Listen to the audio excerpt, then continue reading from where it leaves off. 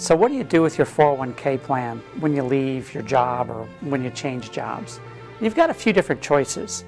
One choice is you could just leave the money in your old plan at your old job.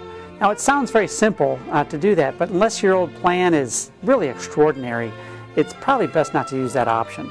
First, your former employer probably doesn't want you to deal with the hassles and expenses of administrating that plan or that account, because it costs them money to keep you there.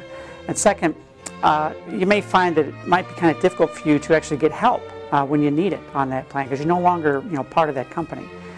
Third, you may find that, third, you may not be able to borrow, against the 401k balances like you did before, so you sort of lose that attractive feature of being able to borrow out of your 401k plan.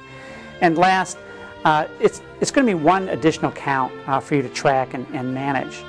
Now, also note that if your balance is below a certain threshold and you do nothing, your employer can just close the account and send you the check, which is really a bad option because it ends up costing you money in taxes at that point in time when you may not necessarily want to be paying those taxes. So that would be leaving your money in the plan, and I don't think that's usually your best option. Another option you've got would be to cash out your 401k plan. Now if you cash out your 401k plan, the employer is required to withhold and send 20% of your money to the IRS to pay for taxes.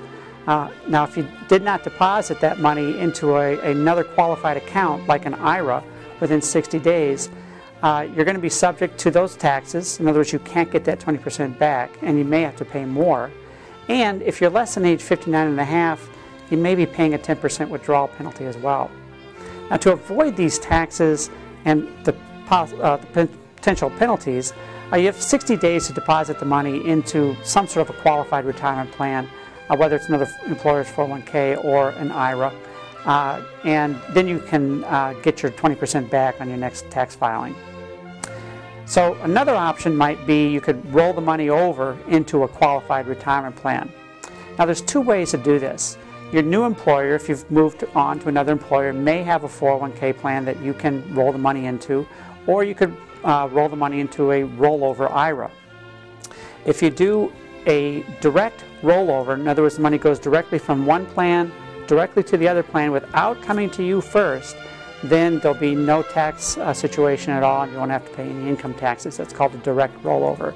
An indirect rollover is a very common mistake that people make, where they'll have the check written to them, cash the check in their personal bank account, and then write a check and fund their new IRA.